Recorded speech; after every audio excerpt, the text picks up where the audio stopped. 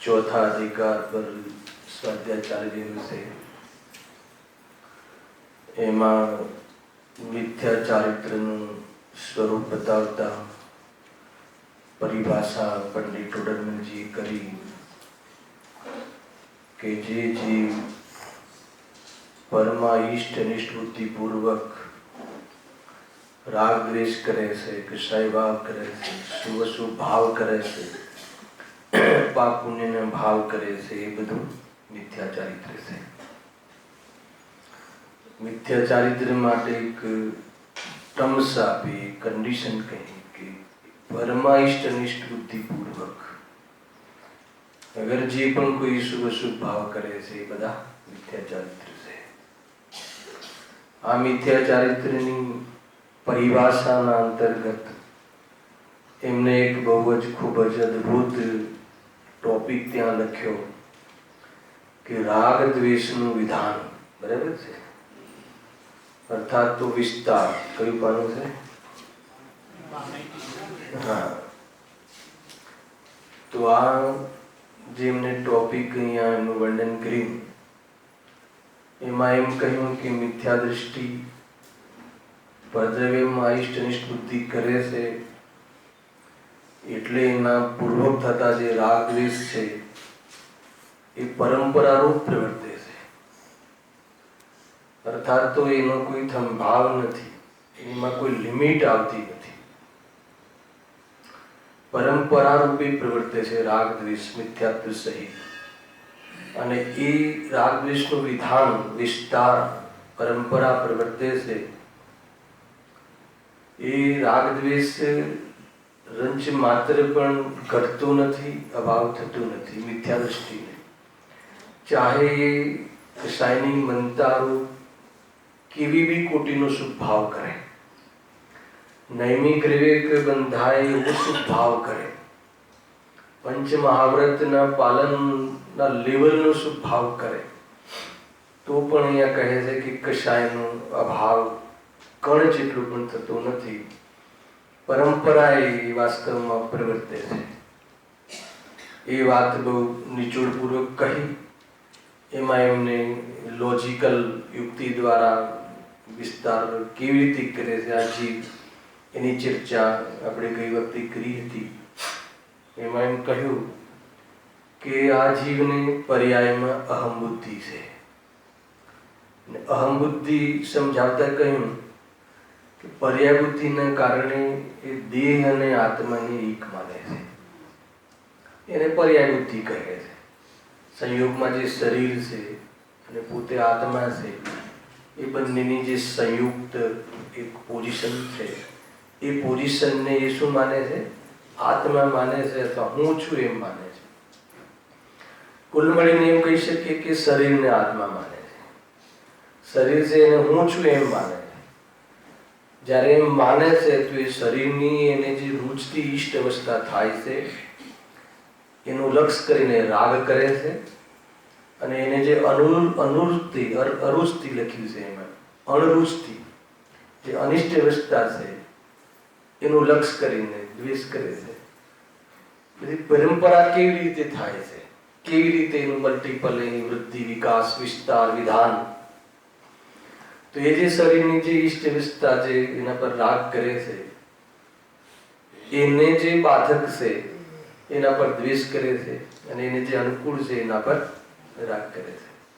એમ લંબાવતા ગયા કુલ મળીને અંતમાં એ વાત કહી, ગુરુદેવશ્રીના પ્રવચનમાં પણ નિષ્કર્ષ રૂપે એમને વાત કરી કે એક પરમાણુને પણ જ્યારે ઈષ્ટ માને છે અથવા કોઈ એક પરમાણુને અનિષ્ટ માને છે, તો એને લઈને જે રાગદ્વેષ એને વર્તે છે એની અનંતતા સિદ્ધ કરી.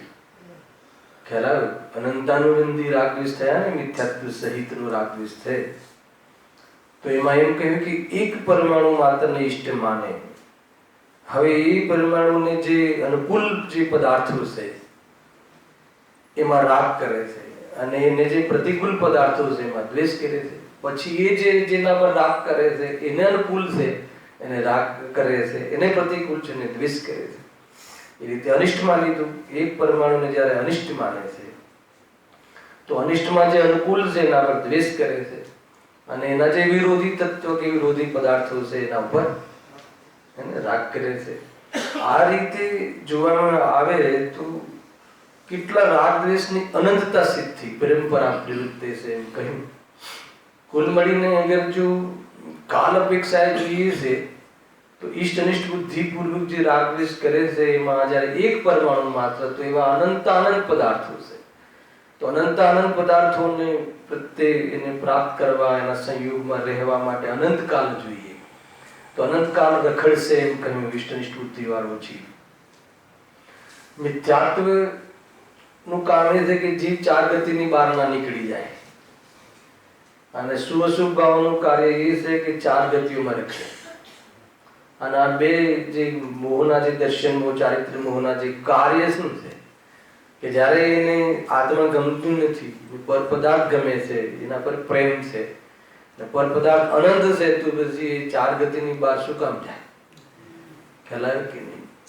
અને લોજિકલ વાતો કરી છે. અને એને લઈને જે શુભ અશુભ ભાવ કરે છે એના કરતા એને લઈને સ્વર્ગ નરક આદિમાં રખડે કરે છે.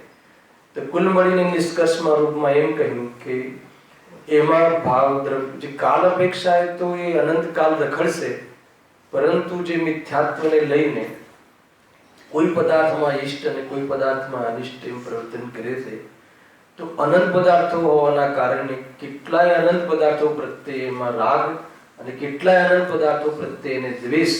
તો ભાવ અપેક્ષાએ જો જોવામાં આવે તો એક સમયમાં અનંત પદાર્થો પ્રત્યે વાસનામાં રાગ દ્વેષ વર્તી રહ્યો છે, મિથ્યાત્વ સહિત રાગ દ્વેષ. ખ્યાલ આવ્યો? ભલે એમાં ઉપયોગમાં એક પરમાણુમાં લક્ષ કરે, પરંતુ જેમ પરંપરા કહીને એને અનુકૂળ એના વિરોધી તત્વ, એ રીતે રાગદ્વેષ તેની વાસનામાં પડ્યું છે. તો એક સમયમાં અનંત દુઃખ ભાવ અપેક્ષાએ. ખ્યાલ આવ્યો? તો આ રીતે મિથ્યાત્વને લઈને મિથ્યાત્વ સહિતના રાગદ્વેષ જે છે એ અનંતાનુબંધી એમ કહે છે કે ભાઈ આ મિથ્યાત્વ એવું બીજ છે કે જેનામાં અનંત ભાવ પડ્યા છે. ગુરુદેવશ્રી કહે છે કે અનેક પ્રકારના જે મિથ્યાત્વ ભાવ છે, ખ્યાલ આવ્યો? મિથ્યાત્વ ભાવ અનેક પ્રકારે કરે છે, તો એ વાસ્તવમાં ભાવના બીજડા છે. અને એ ઉત્પત્તિ છે રાગદ્વેષની ને લઈને વાસનામાં પડી રહે. ભલે હાલ કોઈ એક પદાર્થને લક્ષ્યમાં કરીને કોઈ પ્રવૃત્તિ ના કરતી હોય કશાય, તો પણ એને ત્યાં વર્તે છે એમ વાત અહીંયા કરી હતી. એના પછી એક વિષય એમને આગળ એ વધાર્યો કે આ તો તને જે પદાર્થ તારી કોઈ શરીરમાં જે તને ઈષ્ટ જે અવસ્થા છે એને અનુકૂળ હોય એને રાગ કરે છે, અને અણરુચિ અનિષ્ટ અવસ્થા છે શરીરની એને જે પ્રતિકૂળ હોય એના પર દ્વેષ કરે છે. એ અવસ્થા એ અનુકૂળ જે છે એના પર રાગ કરે છે, શરીરની અવસ્થા, અને એને જે અનુકૂળ હોય એના પર રાગ કરે છે. અને જે પ્રતિકૂળ લાગે છે અણરુચિ અવસ્થા છે એના પર દ્વેષ કરે છે, અને એમાં અનુકૂળ છે એને એના પર દ્વેષ કરે છે. પણ આગળ જઈને એમ કહ્યું થઈ ગયેલો વિષય છે કે જે પદાર્થો પોતાને કારણ નથી, સાંભળજો, કારણ નથી એટલે કે આજે શરીરની અવસ્થામાં કોઈ પ્રયોજન નથી, એનું કોઈ નાને લઈને કોઈ શરીરની અવસ્થામાં ઈષ્ટ અનિષ્ટપણું નથી હોતું, નથી ફાસતું, એવા પદાર્થો ઉપર પણ એ રાગ દ્વેષ કરે છે. ખ્યાલ એ લખ્યું હતું એને કોઈ પ્રયોજન નથી. કોઈ બહારમાં કઈ બી ઘટનાઓ ઘટે, એના જ્ઞાનમાં પદાર્થો જે ભિન્ન પદાર્થો છે જે શરીરની સાથે ઈષ્ટ અનિષ્ટમાં કોઈ પણ પ્રકારે એ વખતે કોઈ એ પ્રમાણે જરૂરી નથી, અર્થાત કાર્યકારી નથી. પણ એવા પદાર્થોનું બી લક્ષ કરીને રાગ કરે છે, દ્વેષ કરે છે, એ વાત લીધી હતી. તો એ પદાર્થોમાં રાગ દ્વેષ કરે છે કે જે પોતાના શરીરમાં ઈષ્ટ અનિષ્ટ કોઈ પણ પ્રકારે એને નિમિત્ત નથી બનતું અથવા નિમિત્ત નથી લાગતું, તો પછી શું કામ કરે છે? તો કહે છે કે સારા પદાર્થો તો ઈષ્ટ અનિષ્ટ ન રહ્યા, કે જ્યારે શરીરમાં કોઈ જાતિની અડચણ પેદા નથી કરતા અથવા કોઈ સહાયક નથી, એવા પદાર્થો નહીં.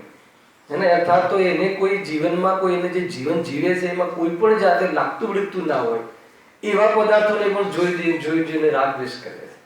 ખરાબ કોઈ બી જગ્યાએ કાંઈ બી બનાવ બન્યો હોય, પોતાનું ઘર સુરક્ષિત હોય, તો પણ એને જોઈને એને લક્ષ્ય કરીને રાગ દ્વેષ કરે છે. કેમ?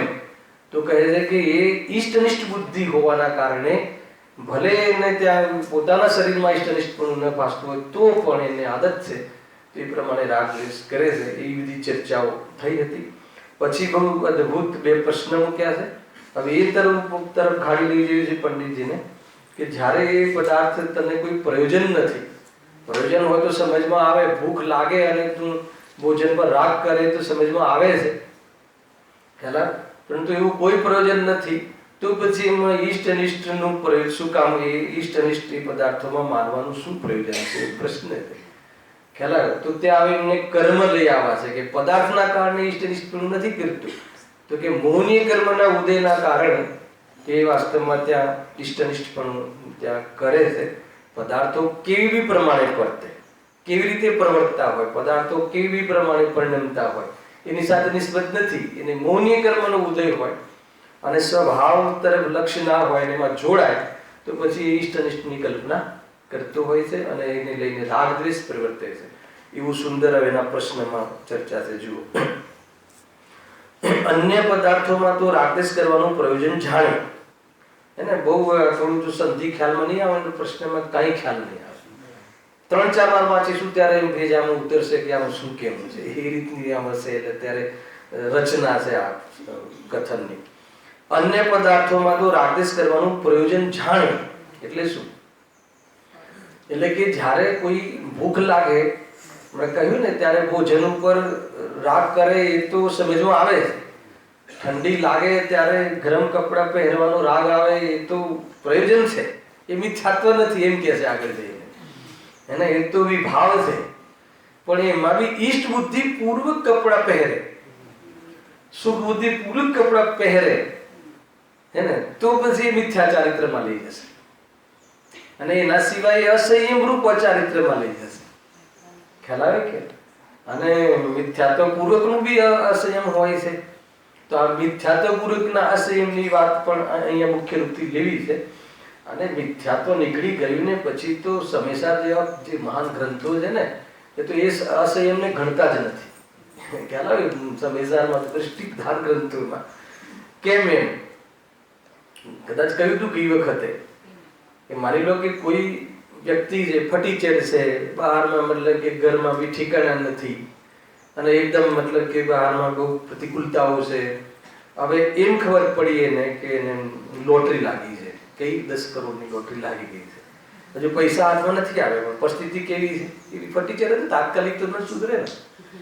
તો પણ આપણને પછી હવે આપણે દીકરી આપવી હોય તો વિચાર કરીએ, ના 12માં હજુ તો ઘર નાનું જ છે, એને હજુ તો બહારમાં કાંઈ મતલબ કે ઠેકાણા નથી, કપડાં બી ઢંગથી નથી એની પાસે, એ કઈ વાંધો નહીં, કઈ વાત કેમ હવે કેમ કઈ વાંધો નહીં, તો કે લોટરી લાગી ગઈ છે ને, હવે આ બધા કોઈ વાર નહીં લાગે એમ.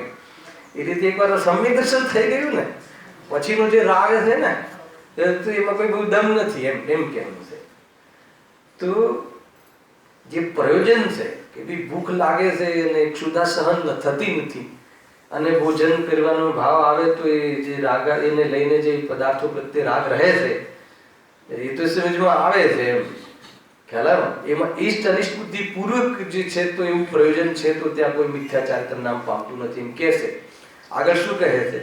પરંતુ પ્રથમ મૂળભૂત શરીરની અવસ્થા, જે એકલી શરીરની અવસ્થા, શરીરની અવસ્થાને કારણરૂપ નથી હે ને, કારણરૂપ નથી એટલે શું? એને કોઈ પણ પ્રકારની હાલ એવી જરૂરત નથી એ પદાર્થોમાં. એવા પદાર્થોમાં ઈષ્ટ અનિષ્ટ માનવાનું શું પ્રયોજન છે? હે ને? એમાં રાગદ્વેષ શું કામ કરે છે? કે જેને કોઈ હાલ એની શરીરની અવસ્થાને ઈષ્ટ જ નથી, કે કોઈ પદાર્થ અનિષ્ટ જ નથી, એને કોઈ પણ પ્રકારે એને એ વખતે કોઈ એવી જાતિની તકલીફ નથી એ પદાર્થથી, અથવા એ પદાર્થ કોઈ સહાયક નથી, તો પછી એને ઈષ્ટ અનિષ્ટ માનવાનું શું પ્રયોજન છે? હવે લઈ જશે કે ઈષ્ટ અનિષ્ટ માનવાનું પ્રયોજન એ પદાર્થની ઓરથી નથી, એને પૂર્વમાં બાંધેલા જે દર્શનમોહની કર્મનો ઉદય છે અને ઈષ્ટ અનિષ્ટ બુદ્ધિ કરવાની એની આદત છે, અજ્ઞાન છે, એને લઈને કરે છે, પદાર્થોને લઈને નહીં. એમ સિદ્ધ કરશે આગળ જઈને. અને એને બી બહિરંગ નિમિત્ત લક્ષ કરે છે, એટલે નિમિત્ત કહે છે. અંતરંગ નિમિત્ત તો વાસ્તવમાં મોહની કર્મ છે. એ લઈને ઓર બી ઘણી બધી વાતો કરી છે. જો પહેલા એનો જવાબ, પ્રથમ મૂળભૂત શરીરની અવસ્થાધિક છે, તેમાં પણ જો પ્રયોજન વિચારી રાગ દ્વેષ કરે તો મિથ્યાચારિત્ર નામ શા માટે પામે? ખ્યાલ? એ નોટ કે મિથ્યાચારિત્ર નામ નથી પામતું. આમાં એમ અર્થ કાઢે છે. ગુરુદેવશ્રી લખ્યું છે, વાંચીએ છીએ થોડી વારમાં. એને શું લખે છે? પ્રથમ મૂળભૂત શરીરની અવસ્થાધિક છે, તેમાં પણ જો પ્રયોજન વિચારી રાગ દ્વેષ કરે, પ્રયોજન વિચારી એટલે કે એને જરૂર હોય, બહુ ગરમી લાગતી હોય તો પતલા કપડા પ્રત્યે રાગ આવે, કે પંખા પર કે એસી પર રાગ આવે, એને ચાલુ કરવાનો વિકલ્પ આવે, રાગ આવે, તો એ કોઈ મિથ્યાચારિત્ર નામ નથી પામતું. પણ એમાં ઈષ્ટ બુદ્ધિ હોય, સુખ બુદ્ધિ હોય, એ હોય તો હું સુખી થઈ જાઉં. ઈષ્ટ બુદ્ધિ વગર પણ આવો ભાવ આવે છે કે આવે છે. ઈષ્ટ અનિષ્ટ બુદ્ધિ પૂર્વક એના ભાવ પૂર્વક બી સંસ્કાર વશ રાગ દ્વેષ કેટલો કાળ રહે છે. હે ને? આપણે લીધું હતું નવમાંથી રહસ્યપૂર્ણ ચિઠ્ઠીનું ઉદાહરણ.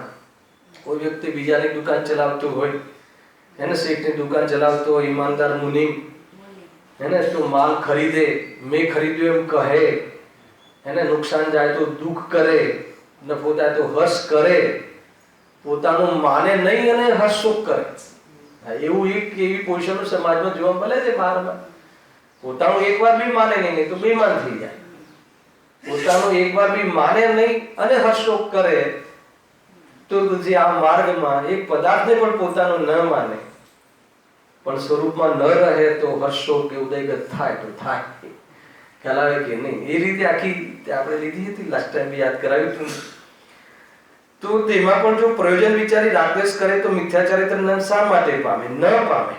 એમાં મિથ્યાચારિત્ર નામ નથી પામતું, પરંતુ તેમાં પ્રયોજન વિના જ રાગ દ્વેષ કરે. એને પ્રયોજન વિના એટલે અરે પ્રયોજન હોય તો બી ઈષ્ટ બુદ્ધિ પુરુષ કરે, હે ને? તો પછી મિથ્યાચારિત્ર નામ પામે. પણ જેમાં પ્રયોજન નથી અને રાગ દ્વેષ કરે તો કે ઈષ્ટ અનિષ્ટ બુદ્ધિ પૂર્વક કરે છે, એ લખ્યું. તો પરંતુ તેમાં પ્રયોજન વિના જ રાગ દ્વેષ કરે છે, તથા તેના અર્થે અન્યની સાથે પણ રાગ દ્વેષ કરે છે. તેથી સર્વ રાગ દ્વેષ પરિણતિનું નામ મિથ્યાચારિત્ર કહ્યું છે. આમાં સુંદર અહીંયા ઉદ્દેશ્ય આપે છે. એમાં ઉદાહરણ થોડા વાંચીએ છીએ. ડાયરેક્ટ એ પ્રશ્ન પર લઈએ. અન્ય પદાર્થોમાં તો રાગ દ્વેષ કરવાનું પ્રયોજન જાણ્યું, પરંતુ મૂળભૂત શરીરની અવસ્થામાં વા શરીરની અવસ્થાને કારણરૂપ નથી એવા પદાર્થોમાં ઈષ્ટ અનિષ્ટ માનવાનું શું પ્રયોજન છે? અથવા એમાં રાગ દ્વેષ કરવાનું એનું શું પ્રયોજન છે? હે ને? તો શું કામ માને છે? શું કામ રાગ દ્વેષ કરે છે? ઈષ્ટ અનિષ્ટ માને છે. તો ઈષ્ટ અનિષ્ટ માને તો જ મિથ્યાચારિત્ર નામ કહેવાય, એ શુભ અશુભ ભાવોને. અને જો ન માને, ઈષ્ટ અનિષ્ટ બુદ્ધિ ન હોય અને રાગ દ્વેષ કરે તો એ મિથ્યાચારિત્ર નથી. એવું ઉદ્દેશ્ય પહેલા ઉત્તરમાં લખ્યું. જુઓ, મૂળભૂત શરીરની અવસ્થાધિકમાં પણ જો પ્રયોજન વિચારી રાગ દ્વેષ કરે, પ્રયોજન વિચારી અને પ્રયોજન શું લેવું? હે ને? એ જ ભૂખ લાગે તો આહાર ઉપર એને ભોજન ઉપર રાગ આવે. કેમ આવે? તો કે સહન થતું નથી એટલે. અને ઈષ્ટ બુદ્ધિ પૂર્વક કરે તો મિથ્યાચારિત્રમાં ખતરશે. એ રીતે લખ્યું આમાં. જો પ્રયોજન વિચારી રાગ દ્વેષ કરે તો મિથ્યાચારિત્ર નામ પામતું નથી. હવે ચક્રવર્તીનું ઉદાહરણ આપ્યું. જો જોરદાર ઉદાહરણો છે, એક બે વાંચીએ, મજા આવશે. સમકિત ચક્રવર્તીને 96,000 સ્ત્રી હોય છે, બરાબર છે? ઇન્દ્રને ઇન્દ્રાણીને વિમાનો પણ છે, જે સમકિત હોય, સમ્યક દ્રષ્ટિ જે ઇન્દ્ર હોય એને. પણ તેઓ કોઈ પણ ચીજને પ્રિયકર માનતા નથી, એટલે ઈષ્ટ માનતા નથી. વળી રાગદ્વેષને પણ એ માને છે, છતાં રાગદ્વેષ થાય છે. તો એ રાગદ્વેષનું ચારિત્ર થાય છે, એ વાસ્તવમાં મિથ્યા ચારિત્ર નથી, એમ અહીંયા કહે છે. જ્ઞાનીને પોતાના સ્વભાવનું ભાન છે, માટે તેના રાગદ્વેષની શ્રદ્ધા અપેક્ષાએ સ્વભાવ દ્રષ્ટિના જોરમાં નિર્જરા કહ્યા. જ્ઞાનની અપેક્ષાએ તે જ્ઞેય માત્ર છે અને ચારિત્ર અપેક્ષાએ રાગદ્વેષ હે છે. આ જ્ઞાનીનું જે સ્ટ્રક્ચર છે એ કહ્યું. હવે જો એમને ઓર ખુલાસો કરે છે. 8 વર્ષની બાલિકા હોય, સમ્યક દર્શન પામે અને પછી લગ્ન કરે કે ના કરે, સમ્યક દૃષ્ટિ હોય તો એને તત્વ મોક્ષગામી તીર્થંકરોના જીવોએ 3 જ્ઞાનના ધારી એમને ખબર છે કે આ ભાવે મારે મોક્ષ જવાનું છે, તો પણ લગ્ન કરે. ખ્યાલ આવે કે નહીં? તો ઘણી વાર એવો પ્રશ્ન થાય કે જ્યારે આ ભાવે મોક્ષ જવાનું તો લગ્ન શું કામ કરતા હશે? ચલો કોઈને ખબર નથી, પણ એમને તો ખબર છે. અરે એમને તો જન્મ પહેલા ખબર હોય છે કે આ જીવ જે આવવાનો છે તીર્થંકરનો જીવ છે અને આ ભાવે મોક્ષ જવાનો છે. 6 મહિના પહેલા બધું લક્ષણ જોવા મળે છે ને, એના પહેલા બધી તૈયારીઓ ચાલે છે. જીવ આવે છે મોક્ષ જવાનો છે તીર્થંકર બનીને, એ જીવની જે પૂર્વ તૈયારીઓ લોકમાં પણ બધી ઘણી થતી હોય છે. એને કેટલા મહિના પહેલા તો પેલા રત્ન 12 મહિના પહેલા ખરે જોઈ લે છે, અને રત્નની વર્ષાઓ થતી હોય છે. તો એ બધું પહેલાથી ખબર પડે છે કે જીવ આવવાનો છે, જીવ મુક્તિને પ્રાપ્ત થશે. તો પણ એ જીવને એમને તો ખબર હોય જ છે, તો પણ લગ્ન કરવાનો ભાવ આવે છે તો લગ્ન કરે છે. એને આદિનાથ જે રાજા ઋષભદેવના વારામાં તો બહુ પ્રચલિત વાત છે, બધાને ખબર હશે કે એટલું ધાર્મિક જીવ, જન્મથી બાળક તીર્થંકર જે હોય છે એટલું ધાર્મિક ને સંયમરૂપ જીવન. તો 18 વર્ષ જે બી ઉંમર થતી હોય, જે બી ઉંમર હશે એ ઉંમર થવાનું નજદીક હતી, મેરેજની ઉંમર. તો મા બાપને એમ થાય છે કે આ લગ્નનું પૂછવું કે ના પૂછવું, એમ આ કરશે જ નહીં. એનું જીવન એના લક્ષણો જ એવા દેખાય છે કે મેરેજ નહીં કરે એને. છતાં પિતા કહે છે કે નહીં, આપણે એને જે વ્યવહાર છે એ પ્રમાણે પૂછવું તો જોઈએ. અને પૂછે છે કે ભાઈ હવે ઉંમર થઈ ગઈ છે તો તમારા માટે આપણે દીકરીઓ જોવી જોઈએ, મતલબ બહુ માટે સ્ત્રી જોવી જોઈએ. તો કે હા એને કે હા, એકે વાર ના નહીં, ના મારે દીક્ષા લે, કશું નહીં, હા કે જુઓ વિકલ્પ છે. સમજમાં આવ્યો કે નહીં? વિચાર કર્યો તમે તો એ જે શુભ અશુભ ભાવ આવ્યો અને એ કોઈ બી એ સ્ત્રી એના માટે જે જોવાનો જે વિકલ્પ આવ્યો, એ જે પરિણામ છે એ પરિણામ એને કયું કહેવાય? મિથ્યા ચારિત્ર કે સમ્યક ચારિત્ર એને? તો કહે છે કે એ વાસ્તવમાં મિથ્યા ચારિત્ર નથી, અસંયમ રૂપ જીવન છે, અચારિત્ર છે એમ કહેશે. જો 8 વર્ષની બાલિકા સમ્યક દર્શન પામે ને પછી લગ્ન કરે તો પણ પતિ ઈષ્ટ છે એમ માનતી નથી. મૂળ વાત આ, મને ઈષ્ટ છે એમ નહીં, તો શું કામ લગ્ન કરે છે? તો કે બસ એ વિકલ્પ આવે, કશાય સહન થતી નથી, અને કશાય સહન થતી નથી એના જોરમાં એ પ્રમાણેના વિકલ્પ આવે છે એમ કહ્યું. પણ એમાં પતિને ઈષ્ટ માનતી નથી. એ રીતે જ્ઞાન સ્વભાવનું ભાન છે અને નબળાઈને લીધે પ્રયોજન વિચારીને રાગ થાય. આ પ્રયોજન શું? એ સંબંધી પ્રયોજન છે, મને એ સંબંધી વિકલ્પ આવ્યો છે, અને વિકલ્પ આવ્યો છે છુપાવે નહીં એને. એ રીતે છે. જો અજ્ઞાની, હવે અજ્ઞાની માટે શું લખે છે? બહુ ખતરનાક વાત લખે છે. ટૂંકમાં એ પ્રસંગમાં એ પતિને ઈષ્ટ માનતી નથી, અને ઈષ્ટ માન્યા વગર નબળાઈના કારણે લગ્ન કરવાનો, વિવાહ કરવાનો ભાવ આવે છે. અને એ વિવાહ કરવાના અનુસાર એ પ્રમાણે એને દીકરો એ છોકરો જોવાનો રાગ અને એ પ્રમાણે વિકલ્પો થતા હોય. હવે આગળ, અજ્ઞાની બૈરા છોકરાને છોડીને સાધુ થાય. સાંભળજો, હવે એના માટે ખતરનાક શબ્દ વાપર્યો. અજ્ઞાની બૈરા છોકરાને છોડીને સાધુ પણ થાય, માને સાધુ થાય પણ માને કે બૈરા છોકરા અનિષ્ટ છે. હવે બૈરા છોકરાને છોડ્યા અને સાધુ થઈ ગયું તો આપણને શું લાગે? આપણે તો ધાર્મિક લાગે. અને એ જે મતલબ કે એને જે છોડવાનો જે ત્યાગ કર્યો, ત્યાગ ભાવ જે લાગે આપણને તો ચારિત્ર લાગે. અહીંયા કહે છે કે એ જો એની દૃષ્ટિ ખોટી હોય, એને એ પદાર્થ મને અનિષ્ટ છે એમ કોઈ એક પરમાણુ મને અનિષ્ટ છે માન્યું હોય, એવો જીવ બૈરા છોકરા છોડીને સાધુ થઈ જાય તો એને એ બૈરા છોકરા પ્રત્યે અનિષ્ટ બુદ્ધિ હોવાના કારણે એનું એ ત્યાગ ભાવને મિથ્યા ચારિત્ર કહેવાય. શું કન્સેપ્ટ છે રાજ? ખ્યાલ આવે કે છે ભાઈ? એટલા માટે સમ્યક દર્શન સૌથી પહેલા અને આત્મદર્શન ઇષ્ટનિષ્ઠ બુદ્ધિ જ્યાં સુધી ન છૂટે ત્યાં સુધી રાગ દ્વેષ પરંપરાએ પ્રવર્તે છે. ખ્યાલ? બહારમાં તો એમ દેખાય કે આને બધું ઘર બહાર બૈરા છોકરા બધું છોડી દીધું છે, હે ને? તો અહીંયા કહ્યું દ્વેષ બુદ્ધિ છે, દ્વેષથી છોડ્યા છે. વિતરાગતા વૈરાગ્ય નથી કઈ ત્યાં. કેમ? કયા આધારે કહો છો કે વિશ્વમાં એક પરમાણુમાં અનિષ્ટ બુદ્ધિ હોય કે આ હટી જાય તો મને લાભ થાય એવું હોય, તો એ બુદ્ધિના કારણે એ ઘરબાર છોડીને ધર્મના ફિલ્ડમાં પણ એ બધું ત્યાગ કરી નાખે, તો એને કહે છે કે એને વિતરાગતા કે વૈરાગ્ય નથી. એને વાસ્તવમાં એ જે ત્યાગ કરવાનો જે વિકલ્પ આવ્યો છે એને અહીંયા મિથ્યાચારિત કહ્યું. ભારે પડી જાય ને? હવે પોતપોતાનું જોઈ લે કે આપણે જે રાત્રિનો ભોજનનો ત્યાગ કર્યો છે કે જે અપક્ષ ભોજનનો ત્યાગ કર્યો છે એ મિથ્યાચારિત્રમાં આવે કે શામાં આવે, એ બધું જોઈ લેવું. એટલે કહે છે કે સમ્યક દર્શન વગર કરેલા જે વ્રતો છે ને બાળ વ્રત બાળ કહે છે. કરવા કે ના કરવા આપણને એમ રસ છે ને, તો ગમે એમ પ્રવર્તું તો કે એમ નથી. ખ્યાલ આવ્યો કે નહીં? એમાં આભાસ થઈ જાય છે ને, એનાથી બચાવે છે. એ જે કર્યું એમાં મેં કંઈક કર્યું એવી જે માન્યતા છે ને એનાથી બચાવવો છે. અને એ ભાવ સમ્યક દર્શનના પહેલા બી મતલબ કે ત્યાગ કરે અને એ અવસરમાં આત્મદ્રષ્ટિ કરવાનો પુરુષાર્થ કરે સમ્યક સન્મુખ જીવ, તો વાસ્તવમાં એને પણ અસહ્ય, એને કોઈ ચારિત્ર નથી કહેવાતું, પરંતુ જ્યારે સમ્યક દર્શન થાય ત્યારે એના પર આરોપ આવે છે. એટલું કહ્યું છે તે છે.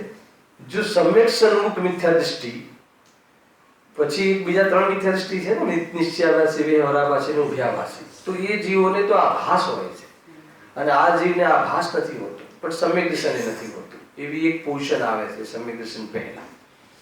જો આ રીતે ઘણી બધી લખ્યું છે. અજ્ઞાની જીવ પર પદાર્થોને ઇષ્ટ અનિષ્ટ માની રાગદ્વેષ કરે છે તથા તેના અર્થે અન્યની સાથે પણ રાગદ્વેષ કરે છે, પાછું મલ્ટીપલ.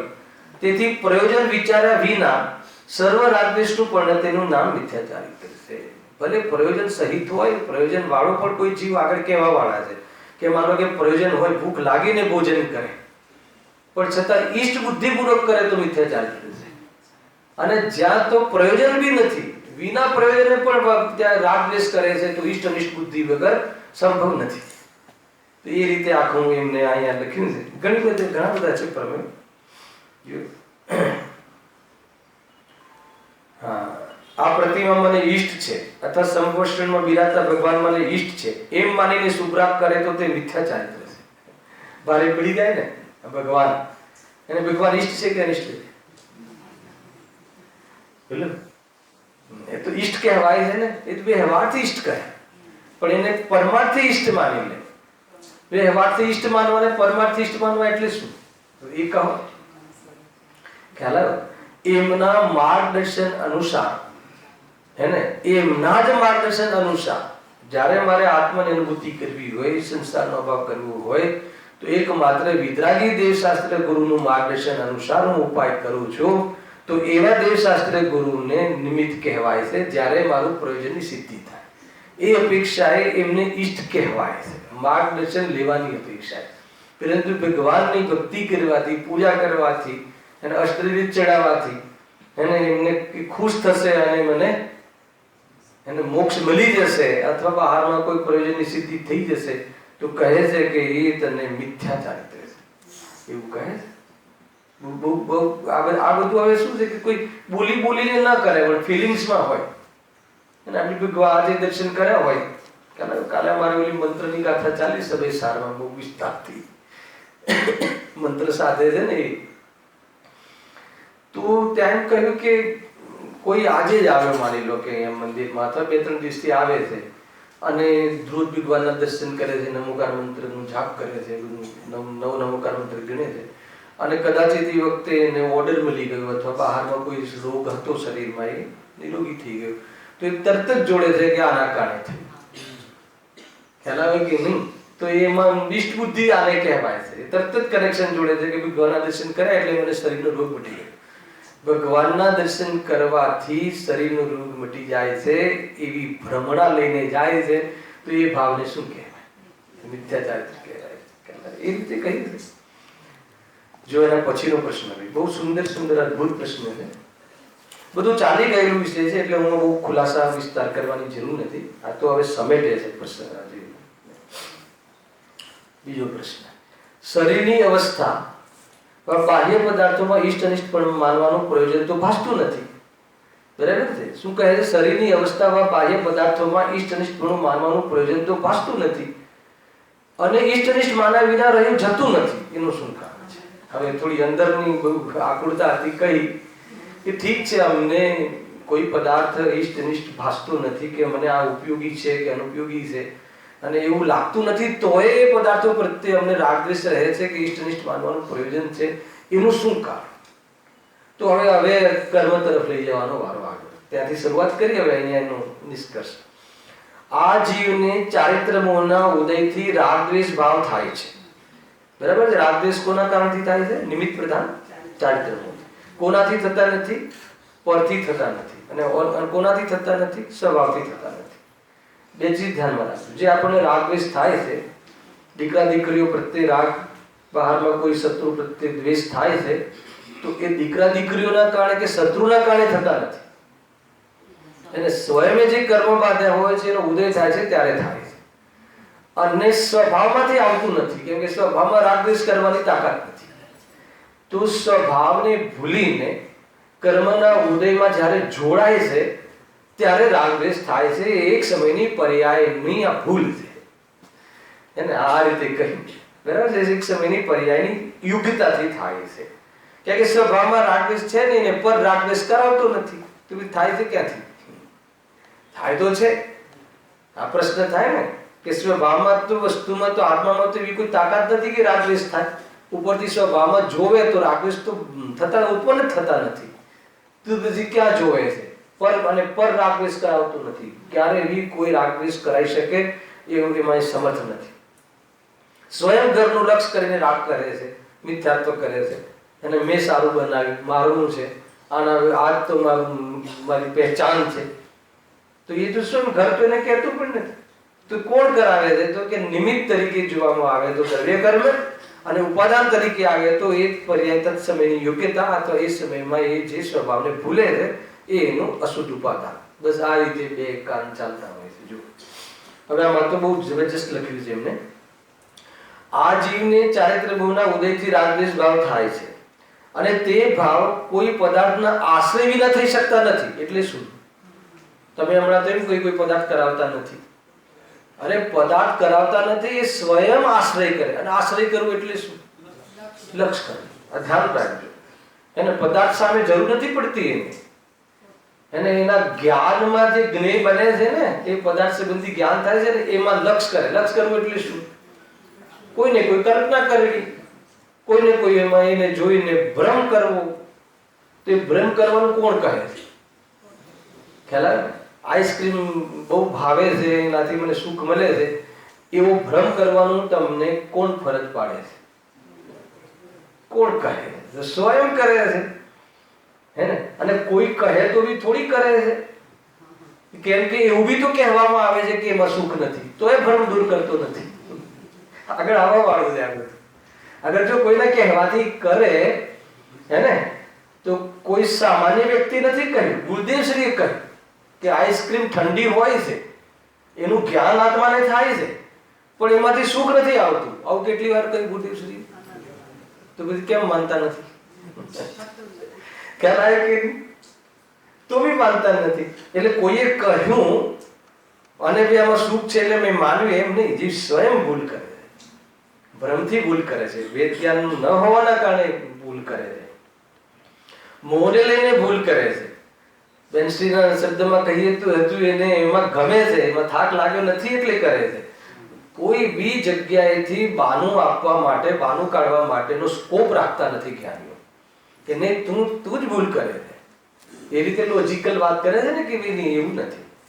લોકો તો રાત્રિ ભોજન છોડવાનું કેટલી વાર કહીએ છીએ, કેમ છોડતા નથી? હે ને? કે ના કોઈ એક વાર તમને ઓફિસમાં બોસે કહી દીધું કે ભાઈ ધર્મ બરમ તારે ઘરે કરજે, અહીંયા નોકરી કરવી હોય 50 લાખના પેકેજમાં તો તારે સવારે 8 થી રાત્રે 8 કરવું પડશે, ભલે તારે રાત્રિ ભોજન કરવું પડે. કે એટલે અમે કરીએ છીએ, મજબૂરી છે.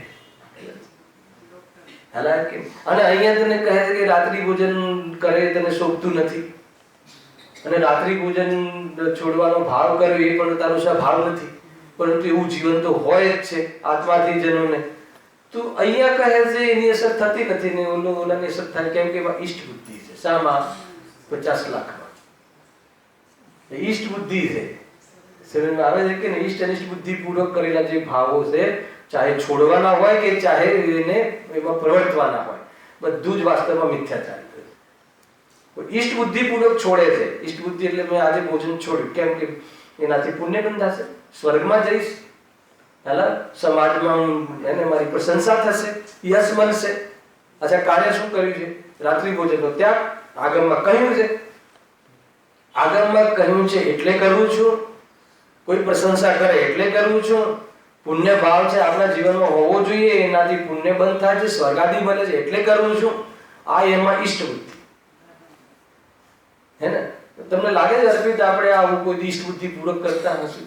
આત્માની અનુભૂતિ ના હોય, હું ચૈતન્ય સ્વરૂપ છું એમ અનુભવ ના હોય, હે ને? જ્ઞાન દર્શન મારો સ્વભાવ છે, જ્ઞાતા દ્રષ્ટા પણ મારું વાસ્તવમાં કર્તવ્ય છે, એવી અનુભૂતિ ના હોય તો એ જીવને નિયમથી ભલે એને એ રીતે બુદ્ધિમાં ન આવતું હોય, એ રીતે કોઈ બોલતોય ના હોય, વિકલ્પે ના હોય કે મેં એટલે છોડી છે, તો બી એને ઈષ્ટ બુદ્ધિ અંદરમાં ચાલી રહી છે. અજ્ઞાની જીવને હા, સ્વભાવ પ્રત્યે ઈષ્ટ બુદ્ધિ થાય. હા, એ શું આવે? અજ્ઞાની પછી અજ્ઞાની ક્યાંથી રહે? એમાં સ્વભાવ પ્રત્યે હું સ્વભાવ અત્યારે પુરુષાર્થ કરી રહ્યા છે. એટલે તમે બે પહેલા કહી દીધા, મને ખબર હતી પ્રશ્ન હશે. સમ્યક સન્મુખ એટલે કે પોષણ આવે છે. ના ના, સમ્યક સન્મુખ જીવન એનું હોય છે, અને સામાયિકમાં બેસે ત્યારે ક્રમથી થઈને નીકળી આગળ આવી જાય. સમ્યક સન્મુખમાં 5 લબ્ધિ કહી ને, તો ક્ષયક્ષમ લબ્ધિ, જે વિશુદ્ધિ લબ્ધિ આદિ એને ચાલતી હોય છે જીવનમાં. હર અંતર્મુહૂર્તમાં ખતમ થાય, પાછી અંતર્મુહૂર્તમાં પાછી ચાલુ થાય, એ રીતે ચાલતી હોય છે. ખ્યાલ આવે? એ રીતે પ્રવૃત્તિ હોય છે. એટલે એ ખાસ એટલું સમજવું કે અજ્ઞાની તો છે પણ આ ભાસી નથી. આ ભાસને જે સમ્યક સન્મુખ મિથ્યા દ્રષ્ટિ ને વ્યવહારાભાસી મિથ્યા દ્રષ્ટિનું અંતર એક વખત મેં અહીંયા કહેલું, સાંભળજો, ફરીથી કહી દઉં. એને વ્યવહારાભાસી મિથ્યા દ્રષ્ટિ અને સમ્યક સન્મુખ મિથ્યા દ્રષ્ટિ. વ્યવહારાભાસી એટલે એનો જે વ્યવહાર છે અથવા એનું જે જીવન છે અથવા એનું જે જ્ઞાન છે એ આગમ અનુસાર બધું સાચું જ્ઞાન છે, અને એનું જે જીવન જે છે એ ચરણાયુગની આજ્ઞા અનુસાર બરાબર જીવન છે. એને સમ્યક સન્મુખ મિથ્યા દ્રષ્ટિનું બી અને વ્યવહારાભાસી મિથ્યા દ્રષ્ટિનું બી અને સમ્યક દ્રષ્ટિનું બી. તો ત્રણેયનું બહાર આ જીવન બરાબર સમાન છે. તો એકને વ્યવહારાભાસી મિથ્યા દ્રષ્ટિ કહો છો, એકને સમ્યક સન્મુખ મિથ્યા દ્રષ્ટિ કહો છો, અને એકને તો સમ્યક દ્રષ્ટિ કહો છો. ત્રણ મેં કેટેગરી અથવા 3 પ્રકારના કેરેક્ટર ઉભા કરે, બરાબર છે? અને આ 3 કેરેક્ટર હોય તો વ્યવહારાભાસી કેમ કહ્યું એને? તો કહે કે એ સમ્યક્ત્વની સાથે, નિશ્ચયની સાથે આવો વ્યવહાર હોય છે, અથવા નિશ્ચય પ્રગટ કરવાના પૂર્વમાં પણ આવું જીવન હોય છે, પણ એ જીવનમાં એને આભાસ થઈ જાય છે. આભાસ થઈ જાય એટલે શું? કે આ ધર્મ છે અથવા આ જ મારું કર્તવ્ય છે એમ માનીને સંતુષ્ટ થઈ જાય છે. એમ માનીને એ વાસ્તવમાં એના કસાયનું જ પોષણ કરે છે, એટલા માટે વ્યવહારાભાસી. અને એને જેને આવું જીવન હોય છે પણ એમાં આભાસ હોતો નથી, એમાં મોહનું કે કસાયનું પોષણ કરતો નથી, અને ભેદ જ્ઞાનમાં જ હેતુ બનાવે છે, તો એ સમ્યક સન્મુખ મિથ્યા દ્રષ્ટિ. ખ્યાલ આવે? અને સમ્યક દ્રષ્ટિને આત્મદ્રષ્ટિ થઈ ગયા પછી સ્વરૂપમાં લીનતાનો પુરુષાર્થ હોતો નથી, તો એને બાહ્યમાં કસાયની મર્યાદા કરવા અર્થે, એને અભાવ કરવા અર્થે મર્યાદા લાવે છે, કસાયોમાં પ્રતાતિ કરે છે, અને એના જ્ઞાનને જે સ્પષ્ટ જ્ઞાન હોય છે એને વારંવાર ઉપયોગમાં લાવે છે, વેદ જ્ઞાનને વિચારોમાં લાવે છે. તો એવો જે વ્યવહાર હોય છે એને શું કહેવાય છે? વ્યવહાર સમ્યક્ત્વ કહેવાય છે. સમ્યક દ્રષ્ટિના માટે વ્યવહાર સમ્યક્ત્વ કહેવાય, કેમ કે નિશ્ચયમાં હેતુ બને છે. અને સમ્યક સન્મુખ મિથ્યા દ્રષ્ટિને પણ એવો વ્યવહાર હોય છે પણ પોષણ કરતો નથી, પરંતુ હજુ એનો અભિપ્રાય પલટ્યો નથી. અને જે વ્યવહાર આવો ઉજળો હોવા છતાં પણ પોષણ કશાયનું કરે છે. હાલાકી કે નહીં? હવે આમાં આપણે ક્યાં ઉભા છીએ આપણે નક્કી કરવાનું, અને એમાં કોઈ પર્ટિક્યુલરલી બહારમાં કોઈ દેખાય નહીં કે આ કેટેગરીનું કેરેક્ટર છે, અને એવું ના દેખાય, કે બહારમાં તો ત્રણેયને સમાન દેખાય. બહારમાં તો જીવન બધું ત્રણેયનું પવિત્ર છે, તમે એના જોડે ચર્ચા કરો તો જ્ઞાન બી બરાબર છે, બરાબર છે. તો હવે બસ એ શું કરે છે એના અભિપ્રાયમાં પોષણ કરે છે કે પછી એને વિચાર કરીને મોં ઢીલો થઈ રહ્યો છે કે પછી કોઈ સમ્યક દૃષ્ટિ જીવ છે એને સ્વરૂપમાં જવાતું નથી તો સંપર્કમાં રહેવા આવા માહોલમાં રહે છે. હવે એ તો એ ત્રણ જીવ જાણે ને સર્વજ્ઞ જાણે, અને આપણે કોઈ લિસ્ટ બનાવવું નથી. આપણે ક્યાં ઊભા છીએ એનો નિર્ણય કરવો છે, બરાબર છે. હવે વિષયો પહેલા ખોલેલા આપણે છે પણ સ્મરણમાંથી નીકળી જાય છતાં અહીંયા કનેક્ટેડ છે એટલે કહ્યું. જુઓ, આ જીવને ચારિત્રમોના ઉદયથી ત્યાં જ આવે ને રાગદ્વેષ ભાવ થાય છે, અને તે ભાવ કોઈ પદાર્થના આશ્રય વિના થઈ શકતા નથી. આશ્રય વિના એટલે કોઈ પદાર્થ કરાવે છે એમ નહીં. ગુરુદેવશ્રી લખે છે આમાં, હે ને, તું સ્વયં એનાથી જોડાય છે એનું નામ આશ્રય. જોડાય છે એટલે કલ્પના કરવી, મારો છે, સારો છે, અનિષ્ટ છે, ઉપયોગી છે, આ અવસ્થાને મારી શરીરની અવસ્થાને અનુકૂળ છે, એ તો તું તારી ભ્રમને કરે છે, બરાબર. જેમ રાગ થાય તો કોઈ પદાર્થોમાં થાય છે, એટલે કોઈ પદાર્થોમાં થાય છે એટલે કોઈ પદાર્થનું લપ કરવાથી થાય. એના જ્ઞાનમાં કોઈને કોઈ પદાર્થ, કોઈ ઘી પદાર્થ તરફ એનું ઢલાણ હોય. જડ પર ઝુક ઝુક જાતા ચેતન આવ્યું ને એ રીતે છે. અને દ્વેષ થાય તે પણ કોઈ પદાર્થમાં જ થાય છે, એટલે કોઈ પદાર્થને લક્ષ્ય કરીને ટાર્ગેટ કરીને કરે છે. એ પ્રમાણે એ પદાર્થોને તથા રાગ દ્વેષને નિમિત્ત નૈમિત્તિક સંબંધ છે એમ કહીને કાળકાર્ય સંબંધ નથી એમ નક્કી કર્યું. એ કરાવે છે એમ નથી. હવે જો બહુ વાત ફેરવે છે થોડી, બધી વસ્તુ બરાબર કહે છે. આ નિરૂપણ પદ્ધતિ એટલી મને પસંદ છે. હવે જુઓ, તેમાં વિશેષતા એ છે કે કોઈ પદાર્થ તો મુખ્યપણે રાગનું કારણ છે તથા કોઈ પદાર્થ મુખ્યપણે દ્વેષનું કારણ છે. કોઈ પદાર્થ કોઈને કોઈ કાળમાં રાગનું કારણ થાય છે, ત્યારે કોઈને કોઈ કાળમાં દ્વેષનું કારણ થાય છે, બરાબર છે. એટલે પદાર્થની ઓરથી રાગ દ્વેષનો કોઈ સંબંધ નથી. કોઈ પદાર્થને જોઈને તમે રાગ કરો અને એ જ પદાર્થ કે વ્યક્તિને જોઈને દ્વેષ કરો, બરાબર છે કે નહીં. અને તમે જે પદાર્થને ક્યારેક લક્ષ્ય કરીને રાગ કરો અને તમે જે પદાર્થનું લક્ષ્ય કરીને દ્વેષ કરો, એ તો આપણે આગળ ચાલી ગયું છે. અહીંયા ફરીથી લખ્યું. અહીં એટલું સમજવું છે કે એક કાર્ય થવામાં અનેક કારણની આવશ્યકતાઓ છે. અનેક કારણ બહુ ખતરનાક શબ્દ છે. અનેક કારણો કોઈ લોકો વાત કરે છે, જો લખ્યું છે ને અનેક કારણથી થાય છે, એટલે કોઈને નિમિત્તથી એ થાય ને કોઈને ઉપાદાનથી એ થાય. આમાંથી વાત નીકળે છે રાજેશભાઈ, ખ્યાલ નહીં હોય તમને. હવે તો એ જીવ જાણે એને એ જીવ અર્થ કાઢે છે. તો હવે એ કાઢે છે કોઈ અજ્ઞાની વાત કરજો લખ્યું છે ને શાસ્ત્રમાં, અનેક કારણો કહ્યા છે ને, તો અનેક કારણો જો સ્ટુડન્ટ જે કહ્યા છે એનો અર્થ એ થઈ ગયો કે અનેક કારણો છે સમ્યક દર્શનના, હે ને. કોઈ મતલબ કે ભક્તિ કરીને દેશ હે ને સુભાવ કરીને કરી લે અને કોઈ શુદ્ધોપયોગ કરીને કરી લે, એમ અર્થ નથી. કોઈ પણ કાર્ય થાય તો અનેક કાળમાં કેટલા કાળ લેવા? 5 સમવાય છે ને, એ અનેક કાળનો અર્થ એ લેવો છે. કોઈ બી કાર્ય 5 સમવાય પૂરું થાય છે. 5 સમવાયમાં 4 કારણ તો ઉપાદાનગત છે અને 1 કારણ નિમિત્ત છે, બરાબર છે. તો નિમિત્તમાં તો નિમિત્તથી તો કાર્ય થતું નથી, પરંતુ જ્યારે જીવ કાર્ય કરે ત્યારે સમ્યક કરે ત્યારે જે મૌની કર્મનો ક્ષય ઉપશમ થાય છે. એ રીતે એ નિમિત્ત તો અકિંચિત કરશે, પણ જ્યારે એવું થાય છે તો બતાવ્યું છે કે કોઈને સમ્યક દર્શન થઈ જાય અને મોહનીય કર્મ ઉપશમ ન થાય એમ ન બને. દર્શન મોહનીય કર્મ ખ્યાલ આવ્યો. પરંતુ એ દર્શન મોહનીય કર્મમાં ઉપશમ કરવામાં કઈ કરતો નથી. એ તો સ્વભાવોની પ્રતીતિ શુદ્ધોપયોગમાં પ્રતીતિનો સ્વાદ લે છે અને કર્મ ઉપશમ થાય છે. એ રીતે કઈ. પણ એક વાત ઓર કહેવી છે, મારે વિષય અહીંયા ખોલવું નથી, બહુ ઊંચો વિષય છે. અહીંયા ખાલી એટલું કહેવું છે કે નિમિત્ત જે છે ને, નિમિત્તનું પેટ બહુ મોટું છે. નિમિત્ત અનેક પ્રકારના હોય છે. તો અનેક પ્રકારમાં જો એને સમેટીએ તો એક બહિરંગ નિમિત્ત અને એક અંતરંગ નિમિત્ત. મને બતાવો કે જ્યારે આત્માની અનુભૂતિ થાય છે ત્યારે એક દેશના લબ્ધિ કહી અને 5 લબ્ધિ કહી ને એમાં એક દેશના લબ્ધિ નિમિત્ત છે. દેશના નિમિત્ત છે ને દેશના લબ્ધિ જીવની ઉપાદાનગત પર્યાપ્ત છે. તો આપણે એમ કહીએ કે જ્યારે સમ્યક દર્શન કેવી રીતે થાય છે, તો ભગવાનનો જે ઉપદેશ છે એનાથી સમ્યક દર્શન થાય છે. તો ઉપદેશ સાંભળીને થાય છે, તો એ બી એક નિમિત્ત થયું, અને કોઈ એમ કહે કે દર્શન મોન્ય કર્મનું ઉપશમ થાય છે એટલે જીવને સામે દર્શન થાય છે, તો ઉપદેશ તો વર્તમાનમાં સાંભળે અને ન પણ સાંભળે, પૂર્વમાં બી સાંભળેલું હોય અને એ વર્તમાનમાં ઉપદેશ હોવો જ જોઈએ એવું જરૂરી નથી, પરંતુ દર્શન મોન્ય કર્મ તો ઉપશમ થવું એ તો હાર્ડ એન્ડ ફાસ્ટ એ તો હોય જ, એના વગર તો સમ્યક દર્શન ન થાય. એટલે નિયમરૂપ નિમિત્ત હે ને, કર્મનું અંતરંગ જે છે નિયમરૂપ નિમિત્ત અને બહિરંગ જે નિમિત્ત છે એ નિયમરૂપ નિમિત્ત નથી, બલવાન નિમિત્ત નથી, એવા શબ્દો આમાં લખ્યા છે. જો વાંચું છું અહીં એટલું સમજવું કે એક કાર્ય થવામાં અનેક કારણોની આવશ્યકતા હોય છે.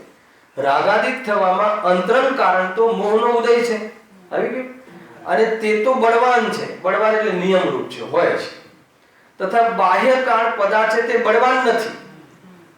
બળવાન નથી એટલે એનો કોઈ મિનિંગ બી નથી, હોય બાહ્યમાં પરિસ્થિતિ તોય રાગ ના કરે, અને કદાચ પદાર્થ ના હોય તોય યાદ તરીકે રાગ કરે. પરણ્યો ના હોય તોય દીકરાને યાદ કરીને રાગ કરે. કેવી રીતે? લગ્ન ના કરી હોય પણ થશે ને લગ્ન, ત્યારે દીકરા થશે ને. જેટલા વ્યક્તિઓ લગ્ન નથી કર્યા એ લોકો જે અત્યારે મહેનત કરે છે એને પૂછજો કેમ કરો છો, કેમ કરો, પૂછજો. ફ્યુચર પ્લાન, ભવિષ્યમાં લગ્ન થશે, 2 બાળકો હોવા જોઈએ અને 2 બાળકો માટે સેપરેટ ઘર હોવા જોઈએ. હવે હે ને છે કે નહીં, ભેંસ વાગોળ અને છાસ,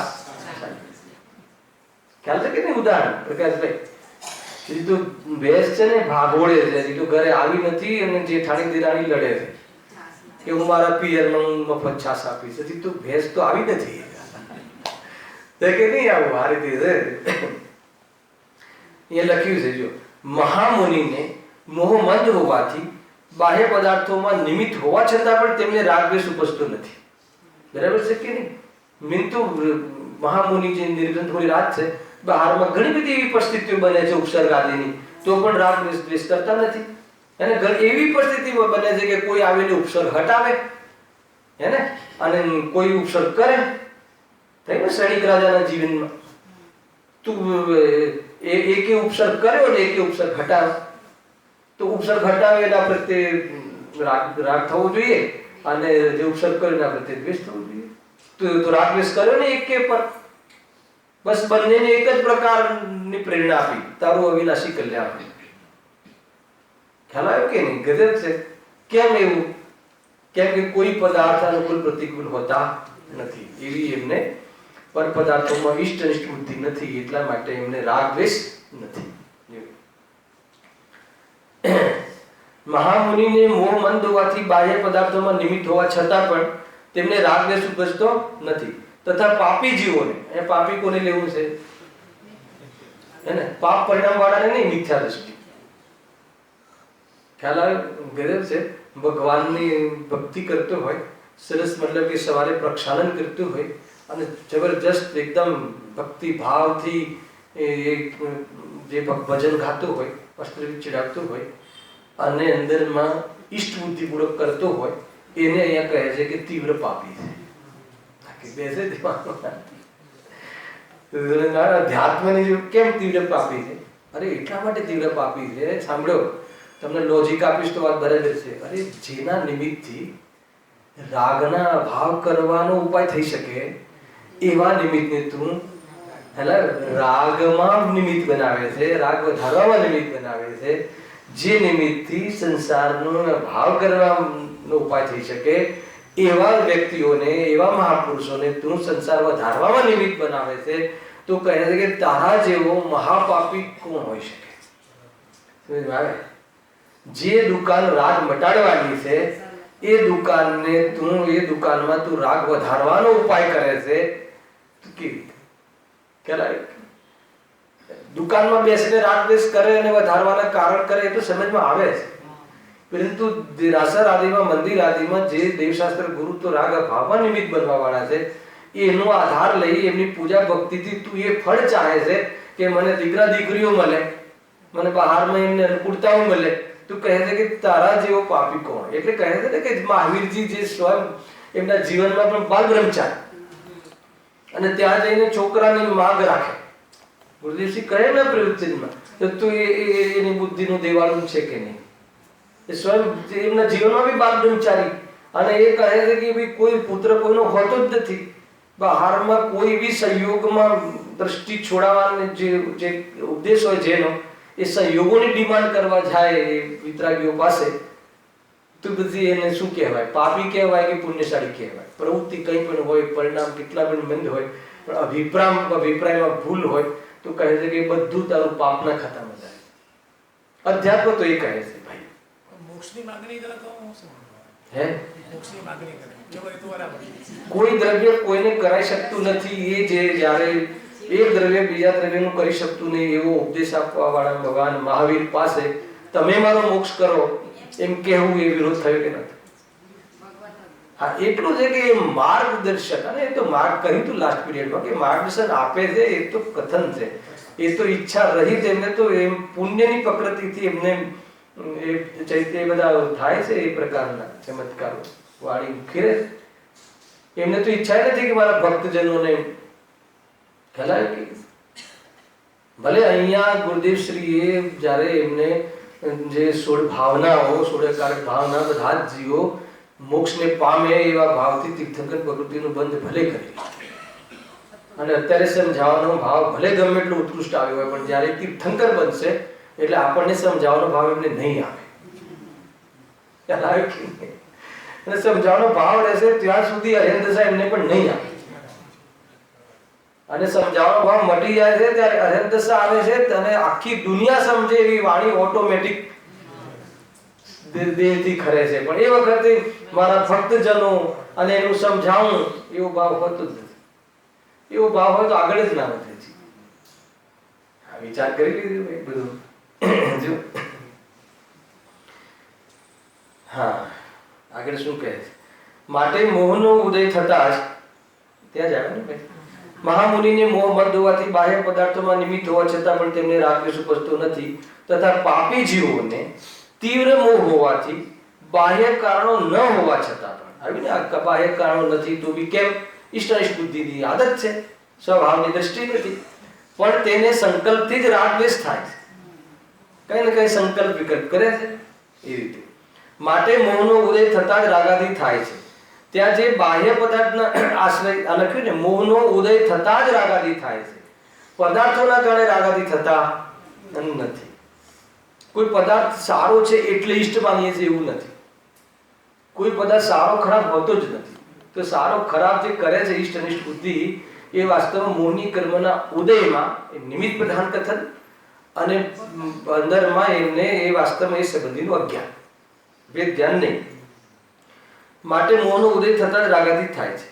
ત્યાં જે બાહ્ય પદાર્થના આશ્રય વડે રાગ ભાવ થતો હોય તેમાં પ્રયોજન વિના, જો આવી ગયું ને, બાહ્ય પદાર્થના આશ્રય વડે રાગ ભાવ થતો હોય તેમાં પ્રયોજન વિના કંઈક પ્રયોજન સહિત ઈષ્ટ બુદ્ધિ હોય. ટૂંકમાં પ્રયોજન વિના, કોઈ બી પ્રયોજન ના, પ્રયોજન નહીં એટલે કઈ વખતે કોઈ એની જરૂરત હોય કે મને આ નડે છે કે નથી નડતું, એવું કોઈ પણ પ્રકારનું પ્રયોજન ના હોય તો બી ઈષ્ટ અનિષ્ટ બુદ્ધિ હોય એટલે એની કલ્પના ચાલુ જ રહે. આ તો રાગનો વિસ્તાર છે ને. આપણો ઉપયોગ ભલે અત્યારે હાલ એટલી કશાયમાં વર્તવા માટે સમર્થ ના હોય, પરંતુ એક પરમાણુને ઈષ્ટ કરતા અનિષ્ટ માન્યો તો કોઈ જગ્યાએ આપણું પ્રયોજન હોય કે ના હોય, ખ્યાલ આવે કે એને રાગ દ્વેષ અંદરમાં રહે છે. મને એકવાર વિકલ્પ આવે, ઉદાહરણ તો આપણે આપીએ છીએ ને, માન લો કે રોડ પર કોઈ જતો વ્યક્તિ છે, આપણે એની સાથે કઈ છે નહીં, સાંભળી લો, તો એને કંઈ બી થાય તો આપણે એકત્ર બુદ્ધિ છે નહીં ને, આ પદાર્થ એ વ્યક્તિ સાથે અપનાપન છે ને, એટલે એને કંઈ બી થાય તો આપણને રાગ દ્વેષ થતો નથી. એ સામાન્ય ઉદાહરણ છે. ખરેખર તો તમને એક પરમાણુમાં આ બુદ્ધિ હોય ને એટલે 3 કાળના 3 લોકના તમામ પદાર્થોમાં ઈષ્ટ અનિષ્ટ બુદ્ધિ છે, અને એને લઈને રાગ દ્વેષ ચાલુ છે. માન મેં લાસ્ટ ટાઈમ પ્રશ્ન પૂછ્યો તો કોઈ વ્યક્તિ પ્રત્યે ત્યાંથી જઈ રહ્યો છે, આપણે એનાથી કોઈ પ્રયોજન નથી, કંઈ લેવડ દેવડ નથી, બરાબર છે, તો એના પ્રત્યે આપણે રાગ છે કે દ્વેષ છે? આપણે એની સાથે કોઈ વાત બી કરતા નથી, હે ને, અને માની લો કે એને કઈ વાગે છે તો બી ઉભા બી રહેતા નથી, તો આપણને ત્યાં રાગ આવવો જોઈએ કે શું થવું જોઈએ? વિતરાગ રહેવું જોઈએ.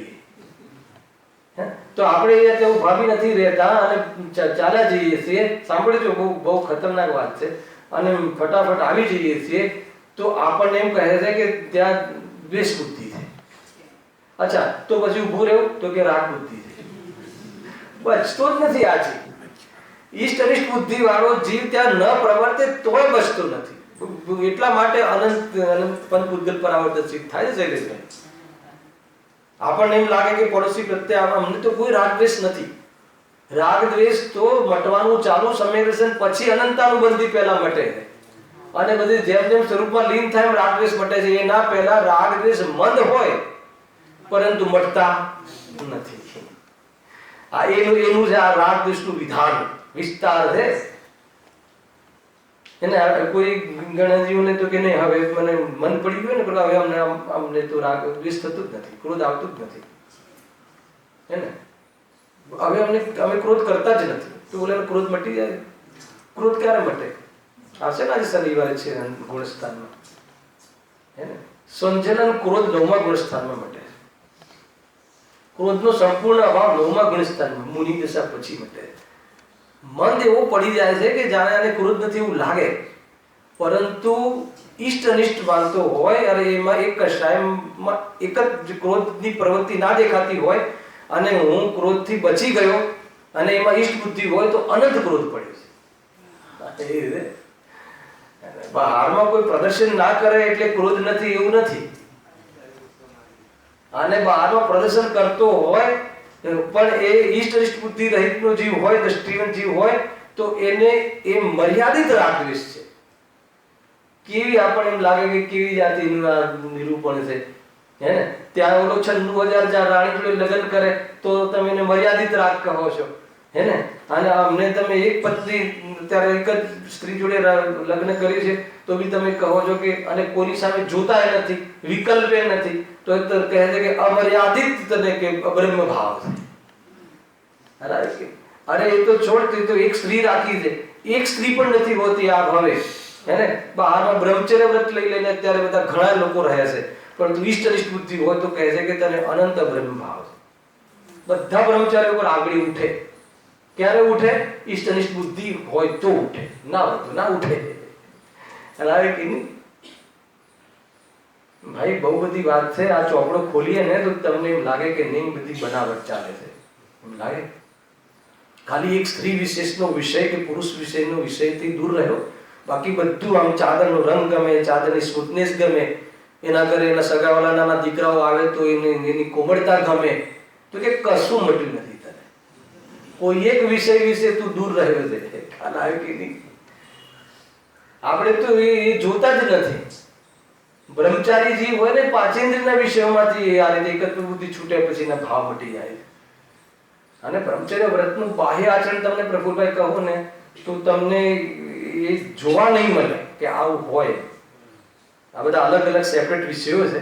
કોઈ વાર શનિવારના પ્રસંગમાં એ આપણે લેશું.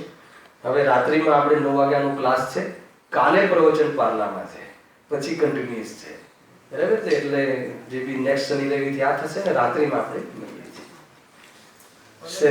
સહેજાનંદી શુદ્ધ સ્વરૂપ અવિનાશી